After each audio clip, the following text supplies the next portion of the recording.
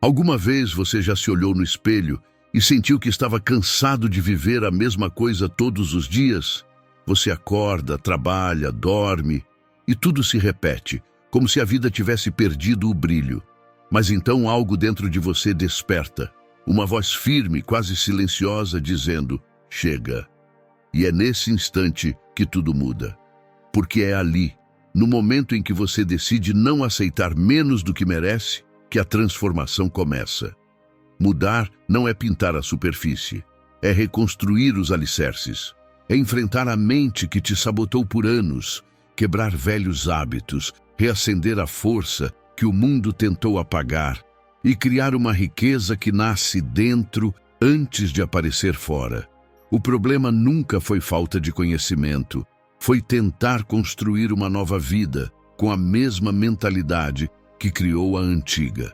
Se você quer resultados diferentes, precisa se tornar alguém diferente, pensar diferente, agir diferente, sentir diferente. Hoje, você vai conhecer 10 lições estoicas que não foram feitas para te distrair, foram feitas para te acordar, para desafiar suas certezas, reorganizar seus pensamentos e devolver a clareza que você deixou adormecer. E se você sente que o momento chegou, escreva: hoje começa a minha virada. Porque quando a consciência desperta, ela não aceita mais viver uma vida que parece certa para os outros, mas vazia para você. E antes de começarmos, eu só te peço 2 coisas. Curta o vídeo e se inscreva no canal. Assim, essa mensagem chega em quem também precisa agir. Agora sim, vamos às lições. 1. Sua bagunça interior te sabota. Quantas vezes você tentou consertar o mundo à sua volta, quando na verdade o que precisava de ordem era o seu mundo interior? Você muda de ambiente, troca de emprego, começa uma nova rotina, mas se a sua mente continua desorganizada, o caos apenas muda de cenário. O padrão se repete, porque o verdadeiro problema nunca foi lá fora. Epicteto dizia: não são os acontecimentos que nos perturbam, mas o julgamento que fazemos sobre eles.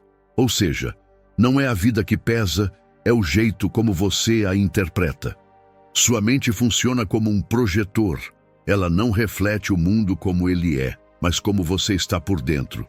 Se há confusão, você vê ameaça. Se há medo, qualquer crítica te fere. Se há carência, qualquer silêncio parece rejeição. Você acha que está reagindo à realidade, mas está apenas respondendo à história que você mesmo criou.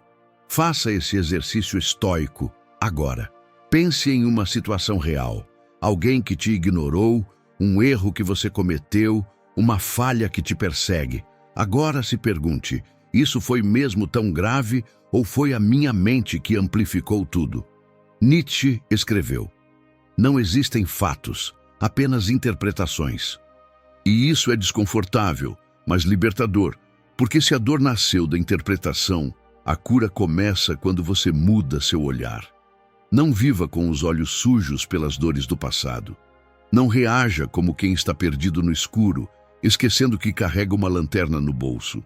Essa lanterna tem nome: consciência, e ela acende com atitudes simples, com perguntas sinceras, como por exemplo: estou vendo com clareza ou com medo? Essa reação me aproxima ou me afasta de quem eu quero ser? Cada vez que você escolhe lucidez em vez de impulso, um cadeado interno se solta. E quando você repete isso dia após dia, algo mágico acontece. A chave começa a girar. E esse é o momento em que você para de esperar que o mundo mude e finalmente decide mudar o mundo que existe em você. 2. Pare de carregar o que não é seu. Você já foi ferido por uma frase aparentemente boba, um comentário solto, um olhar atravessado, um silêncio que parecia desprezo? É estranho como certas palavras pequenas provocam feridas enormes. Não é a força da ofensa que machuca, é o ponto exato onde ela acerta.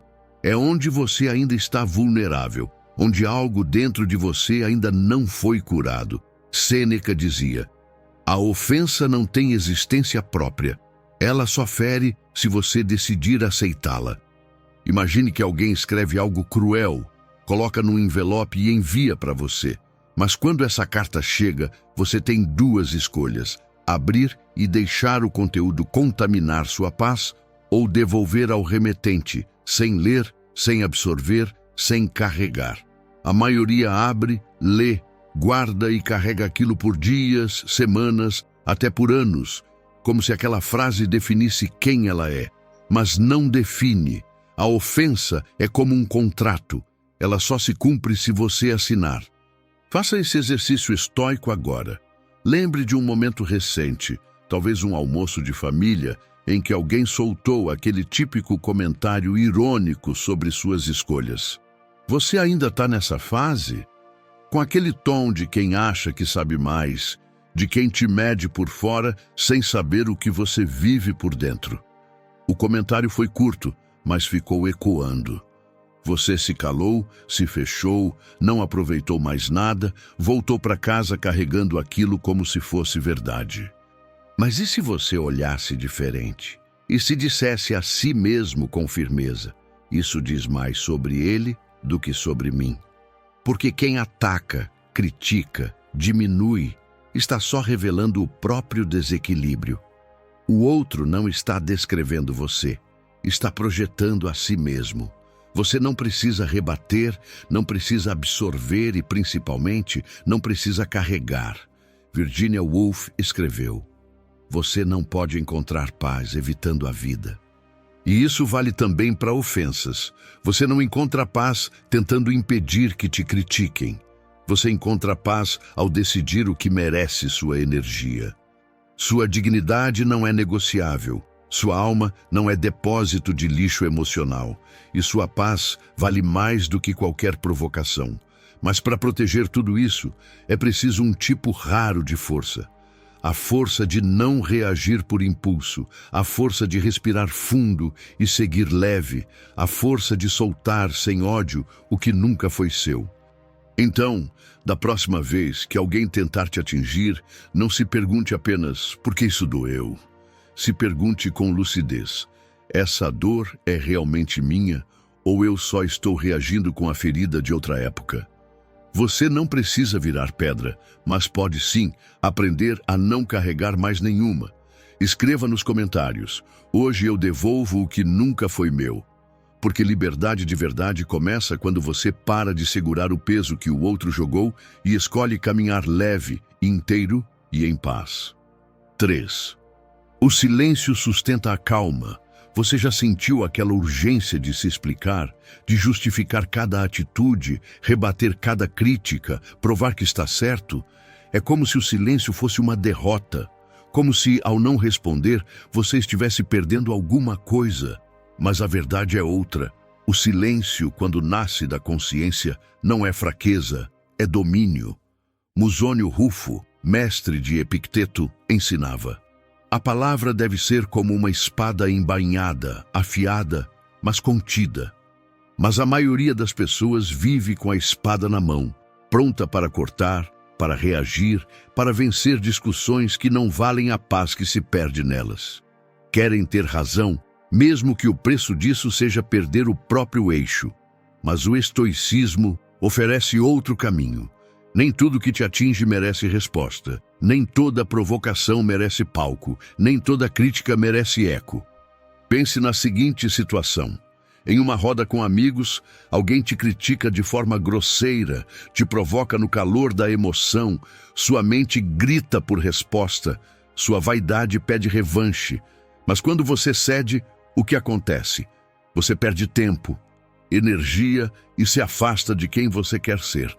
Falar é impulso, silenciar é escolha, e não qualquer escolha, é força refinada. É como um bambu que se curva ao vento sem quebrar, não porque é frágil, mas porque entende que resistir a tudo não é sabedoria, é teimosia.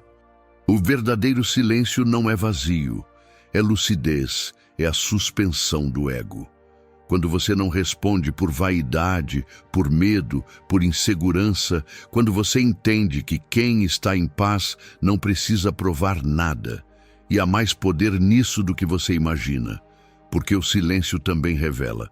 Quando você não revida, o outro se vê no próprio veneno. Quando você não alimenta o jogo, ele perde sentido. Quando você não grita, sua maturidade grita por você. Mas atenção, silêncio não é submissão, é estratégia. É dizer para si mesmo, eu posso responder, mas não vou perder minha paz com o que não me edifica. O verdadeiro estoico não reage, ele observa, compreende e depois escolhe. E às vezes, a escolha mais poderosa é ficar quieto. Não porque não tem o que dizer, mas porque já entendeu o que realmente importa preservar. Rainer Maria Rilke escreveu: o silêncio é algo que cresce dentro de nós como uma árvore. Ele precisa de raízes. E quanto mais raízes você cria, menos você se abala. Então, da próxima vez que alguém tentar te tirar do centro, não reaja de imediato. Respire e sinta a força de não precisar vencer nada, porque você já venceu a si mesmo. 4. A mente fraca arruína tudo. Às vezes parece que há uma guerra dentro de você. Uma parte quer manter a calma, a outra quer gritar, uma quer fugir, a outra sabe que precisa ficar. Essa batalha interna não é fraqueza, é sinal de consciência. É o seu lado lúcido tentando assumir o leme antes que o caos assuma o controle. Platão dizia: a primeira e melhor vitória é conquistar a si mesmo. Porque conquistar o mundo é fácil para quem nunca tentou controlar a própria raiva, a própria ansiedade, o impulso de simplesmente desistir. Agora pense em algo real. Você recebe uma crítica injusta no trabalho. Na mesma hora sua mente dispara: estão me atacando. Não reconhecem meu esforço. Eu sempre sou desvalorizado. E antes que perceba, a emoção já pegou no volante. Você age no impulso e o estrago acontece, por dentro e por fora. Mas a verdade é, o que machuca não é o que foi dito, é o que você concluiu sobre o que foi dito, é o que aquela frase tocou em você. Nenhuma palavra te fere de fora para dentro. Ela só dói porque encontrou uma ferida aberta por dentro. E é aqui que o estoicismo entra. Não para te tornar frio, mas para te entregar clareza emocional, para te ensinar que dominar a tempestade não é sufocar o que você sente, mas aprender a conduzir como quem doma um cavalo bravo, com firmeza, sem violência. A raiva tem voz, a pressa grita, o medo sussurra, mas quem decide o caminho é você. Cada vez que respira antes de agir, cada vez que escolhe a pausa antes da explosão, você fortalece o músculo invisível do autocontrole. Imagine sua mente como uma mesa de controle. Diante de cada gatilho, os botões piscam em vermelho. Exploda, fuja ou ataque de volta. Mas bem no centro há um botão silencioso, quase esquecido, com uma única palavra: observar. É esse botão que o estoico aprende a apertar, porque ele entendeu uma verdade profunda. Não é o primeiro pensamento que define quem você é o segundo. É aquele que vem quando a poeira abaixa e a consciência retoma o lugar de comando. Sêneca escreveu: quanto maior o domínio sobre si mesmo, menor o poder do caos. E o caos vai vir, críticas vão vir, momentos difíceis não vão parar de acontecer. A pergunta é: você vai continuar sendo arrastado pela onda ou vai aprender finalmente a remar? Dominar a si mesmo é como treinar um animal selvagem. No início, ele resiste, grita, se debate, mas com repetição, ele aprende e a sua mente também. Ela aprende que não manda em você. Aprende que quem responde agora não é mais o impulso, é a sua consciência. Escreva nos comentários: hoje eu escolho remar, não reagir. Essa frase é o seu novo manual de comando, porque a tempestade vai passar, mas quem segura o leme a partir de agora é você. 5. Quando ceder, vira fraqueza. Tem gente que vive dizendo sim para agradar, para evitar conflito, para ser aceito. E depois se pergunta: por que estou tão exausto? Por que me sinto usado, ressentido, invisível? A resposta é simples e dura. Quem não impõe limites vira território livre. E o mundo não tem freio. Ele vai entrando, ocupando, cobrando, exigindo, até que não sobra nada de você dentro da sua própria vida. Você topa favores que não queria, finge estar bem quando não está, tolera conversas que te drenam só para não parecer rude. Engole palavras, engole vontade, engole raiva. Mas enquanto você tenta evitar um conflito do lado de fora, está alimentando uma guerra silenciosa por dentro, entre o que você sente e o que você permite. Confúcio dizia: se você não se respeita, ninguém será educado a te respeitar. Essa frase é um alerta e um espelho. Não se trata de ser duro, mas de ser claro. Você não precisa virar pedra, mas precisa parar de ser pano. Estabelecer limites não é egoísmo. É sabedoria, é aprender a dizer com calma e firmeza: eu não sou disponível o tempo todo. Eu não aceito ser invadido emocionalmente. O não que você evita por fora vira mágoa por dentro. E o sim, dito com o corpo tenso, com raiva contida, com a alma calada, esse sim é o que mais machuca. Então pratique agora. Escolha uma situação simples, uma mensagem, um pedido, uma cobrança disfarçada e diga não com respeito, mas com firmeza, e veja como seu corpo reage, como sua energia muda. Esse é o primeiro tijolo da reconstrução. Agora escreva, mas não aqui. Escreva num papel, à mão, cole no seu espelho, na porta, na carteira, onde quiser. Mas escreva como quem faz um pacto consigo mesmo. Meu espaço tem valor, meu tempo tem preço, e eu sou o guardião de tudo isso. Porque quem aprende a proteger seu próprio território nunca mais se sente perdido dentro da própria vida. 6. Todo pensamento cria raízes na alma. Você já percebeu como alguns pensamentos voltam como assombração? Uma frase cruel que alguém disse anos atrás, uma lembrança que já devia ter cicatrizado, um medo que nunca aconteceu, mas que insiste em voltar como se fosse verdade. Esses pensamentos são como visitantes indesejados. Eles batem na porta da sua mente e, se você convida para entrar, eles não só ficam, eles redecoram a casa, mudam a mobília e ocupam os melhores cômodos da sua paz. Marco Aurélio escreveu: a alma se torna aquilo que ela contempla. Ou seja, aquilo que você olha por tempo demais, aquilo que você alimenta, molda quem você é. Se você vive repetindo autocríticas, começa a viver contra si mesmo. Se cultiva medo, paralisa até o que era simples. Se pensa no erro, revive a culpa. Se pensa na ausência, esquece da presença. Você chama de reflexão, mas na verdade está regando a ferida com culpa, medo e dúvida. E o que é regado, cresce. Faça esse exercício estoico agora. Observe um pensamento negativo que voltou hoje. Agora responda com clareza: ele é real? Ele é útil? Ele te fortalece ou te enfraquece? Porque pensamentos não são neutros, eles são sementes. E a atenção que você dá a eles é a água que os faz enraizar. O resultado? Você começa a duvidar de si, a enxergar o mundo por uma lente de medo, a prever fracassos antes mesmo de tentar. E o pior, você nem percebe que está alimentando o próprio inimigo. O estoicismo não te pede para ignorar seus pensamentos sombrios, mas te ensina a escolher. Quais você deixa crescer, quais você retira pela raiz. Pense na sua mente como uma estufa. Tudo que você permite ali dentro tem chance de florescer. Se você planta comparação, vai colher frustração. Mas se planta coragem, mesmo com medo, colhe superação. Vigiar sua mente é um ato de amor próprio.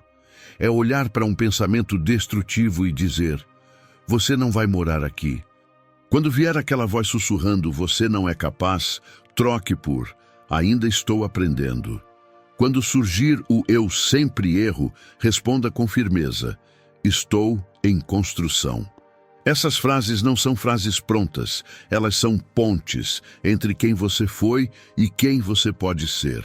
Sêneca escreveu: é o poder da mente e não as circunstâncias que determina a nossa felicidade.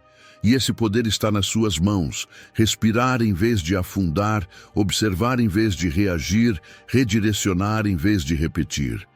Você não precisa controlar tudo o que pensa, mas precisa parar de alimentar o que te enfraquece. E esse é o início de um novo ciclo, onde a sua mente para de ser um campo de batalha e se transforma no solo fértil de uma vida mais leve, lúcida e verdadeira. 7. Nem toda companhia traz paz, algumas apenas te esvaziam. Você já saiu de uma conversa se sentindo vazio, mesmo sem ter dito quase nada? Já esteve perto de alguém e, em vez de se sentir visto, sentiu que estava se apagando por dentro? Como se, sem perceber, um pedaço seu tivesse ficado para trás? Isso não é frescura, é o seu corpo tentando proteger a alma, é a sua energia te alertando. Nem toda presença é companhia, algumas são invasão. Plotino dizia: você não pode purificar a água se a fonte continua envenenada. E essa é uma das verdades mais ignoradas por quem insiste em se curar, mas continua cercado por quem o adoece. Você pode meditar, fazer terapia, buscar clareza, mas se continuar abrindo o coração para quem esvazia, todo o seu esforço será como encher um balde furado. Faça um teste estoico agora. Pense em uma relação que parece exigir mais do que oferece. Você manda mensagem, você escuta, mas quando finalmente precisa ser ouvido, é interrompido. Quando se mostra vulnerável, é ridicularizado, e quando silencia, é cobrado. E aí, você volta para casa com o corpo inteiro, mas com a alma em pedaços. Esse tipo de desgaste não grita, ele sussurra, na forma de piadas que machucam só por brincadeira, de conselhos que envenenam, de silêncios que te fazem duvidar do seu valor. E o pior, você se adapta. Vai encolhendo sua luz para caber na sombra dos outros, até que um dia olha no espelho e não reconhece mais quem vê. O estoicismo não prega o isolamento, mas ensina algo inegociável. A virtude precisa respirar, e você não vai crescer no meio de quem te sufoca.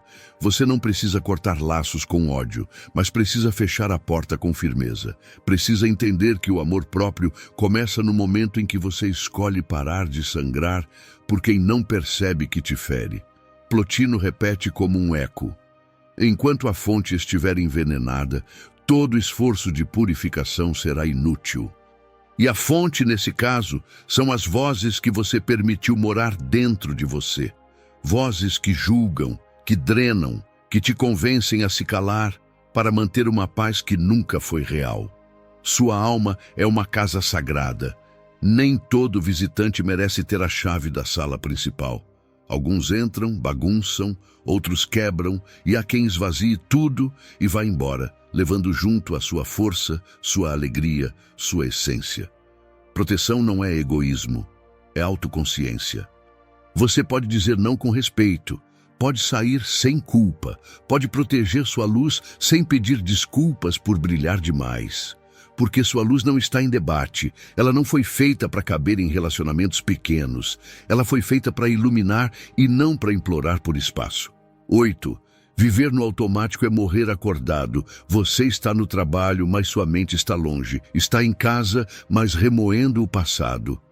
Descansa o corpo, mas carrega a ansiedade do que ainda não foi feito, sempre correndo, sempre ausente. Lucano, um estoico de alma poética, escreveu: a esperança do futuro e a lembrança do passado são nossas grandes ladras do presente. E o mais perigoso é que elas roubam sem alarde, com suavidade, enquanto você acredita estar vivendo. Mas o passado é uma foto que já perdeu a cor. O futuro, uma névoa que ainda nem existe. Só o agora é real, só o agora tem poder, e só o agora pode ser vivido. Você pode ter amor, saúde, liberdade, mas sem presença, nada disso tem sabor. Porque é a atenção que dá alma à experiência. É ela que transforma um instante comum em memória eterna. O presente não grita, ele apenas espera. Espera que você pause, respire, olhe, sinta, que ouça sem pressa e que veja sem distração. O estoicismo nunca foi sobre fuga, é sobre profundidade. É estar inteiro onde a vida acontece, sem virtude, não há presença. Sem presença, não há clareza. E sem clareza, você apenas repete o caos. Pense nisso. A conversa que você ouviu pela metade, o tempo com quem você ama, desperdiçado com a cabeça longe. O sábado de descanso em que a mente já estava na segunda-feira. Esses momentos passaram e você não estava inteiro neles, e o que não é vivido se perde. A mente ausente vira campo de batalha, ansiosa pelo que ainda não veio e ferida pelo que já se foi. Incapaz de agradecer, de descansar, de apenas ser. Imagine sua vida como uma chama. Quando você está presente, ela brilha.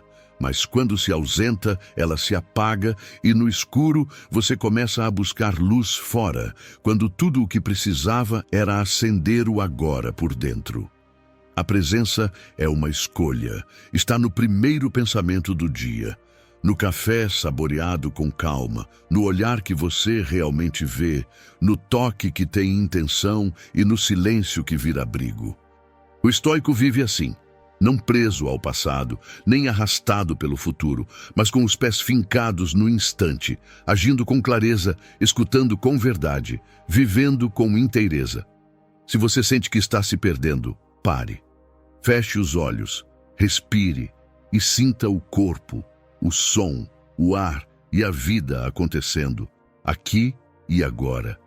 Porque tudo passa, mas o que é vivido com presença permanece e se transforma em eternidade dentro de você. Escreva nos comentários: hoje eu escolho estar inteiro. Essa frase é mais do que um gesto. É um voto de retorno. É o momento em que você deixa de sobreviver no automático e finalmente volta a viver com presença, com alma, com verdade. 9.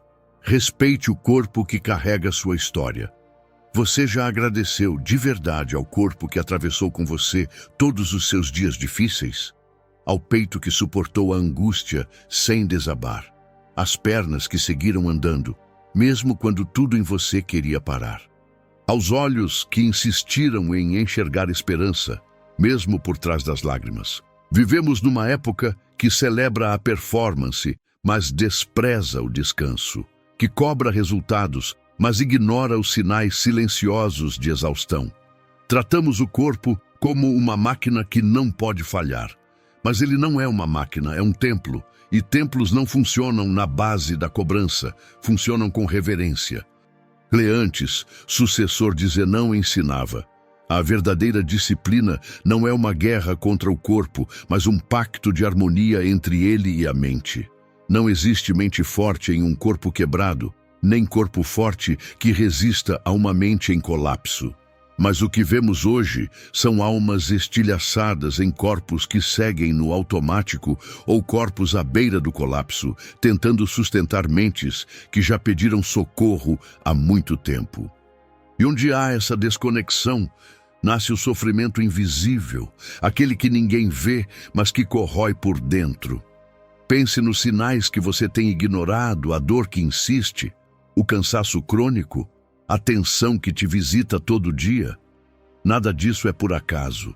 Seu corpo não está te atacando, está tentando te proteger. Sintomas não são inimigos, na verdade são alarmes e pedidos de ajuda. Você exige foco, presença, clareza, mas entrega ao seu corpo restos de energia, sono picado, alimento apressado e cobranças sem fim. Depois, quando ele trava, você chama de fraqueza, mas talvez não seja fraqueza, talvez seja só negligência acumulada. O estoicismo não separa corpo e alma. Ele entende que autocuidado não é vaidade, é estratégia de sobrevivência, porque não existe espada afiada sem um braço firme que a sustente. E aqui vai a pergunta que ninguém faz. Seu corpo é seu aliado ou seu refém? Você treina para se fortalecer ou para fugir da dor interna? Você se alimenta para nutrir ou para punir? Você descansa por respeito ou apenas quando desaba?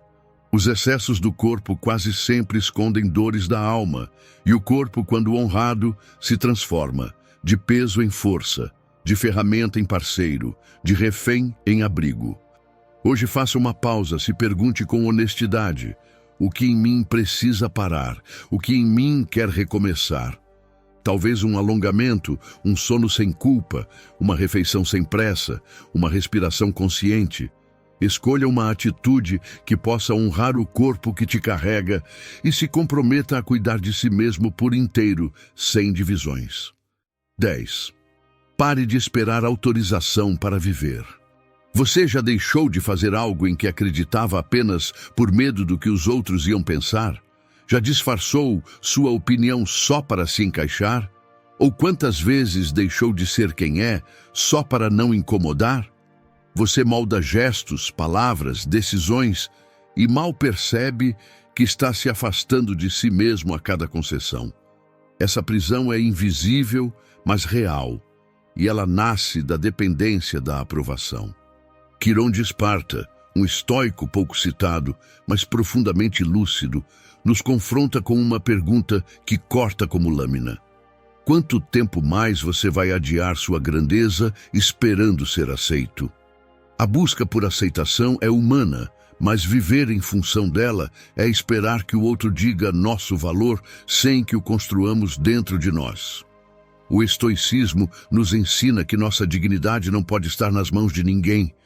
Nossa paz não pode depender do clima emocional dos outros, e o valor das suas escolhas está na sua virtude, não no aplauso que elas geram.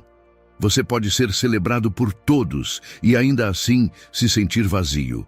Ou pode ser incompreendido e mesmo assim caminhar com firmeza. Faça esse exercício agora. Pense nas últimas vezes que você engoliu sua opinião, aquele sim que você deu, mesmo querendo dizer não, ou aquela insegurança que fez você se esconder. Perceba o quanto você se traiu e o quanto isso custou. Quem vive de aprovação vive negociando com o medo. Hoje é o chefe, amanhã o parceiro, depois os seguidores. E quando você vê, sua vida virou um palco, bonita por fora e vazia por dentro. Mas há um ponto de ruptura, e ele começa com coragem. Coragem de escolher a si mesmo, não por vaidade, mas por integridade. Coragem de sustentar a própria voz, mesmo se ela tremer, de seguir a própria trilha, mesmo que ela não seja aplaudida. Imagine uma árvore em meio à floresta. Ela não se curva para agradar. Ela cresce na direção da luz que sente ser sua, sem precisar de permissão. A árvore não busca aplauso, busca raiz, e é por isso que floresce. Você também foi feito para crescer, mas crescimento exige risco, exige desapego da opinião alheia, exige que você pare de perguntar se pode e simplesmente comece a ser. A verdadeira admiração nasce quando você já não precisa dela, porque quem vive com verdade emana algo raro, uma força que é sentida e uma presença que não depende da permissão de ninguém. Então pare e pergunte com honestidade: por quantos olhares você tem adiado sua autenticidade? Por quantas opiniões você tem escondido a sua grandeza? Hoje, escreva nos comentários: eu escolho a minha verdade. Essa frase não é só uma escolha, é um ponto final no medo, na dúvida e na necessidade de caber. Você não se curva mais. Você cresce com coragem, com clareza e com inteireza. Se você chegou até aqui, deixe seu like, compartilhe e se inscreva no canal. Obrigado por assistir.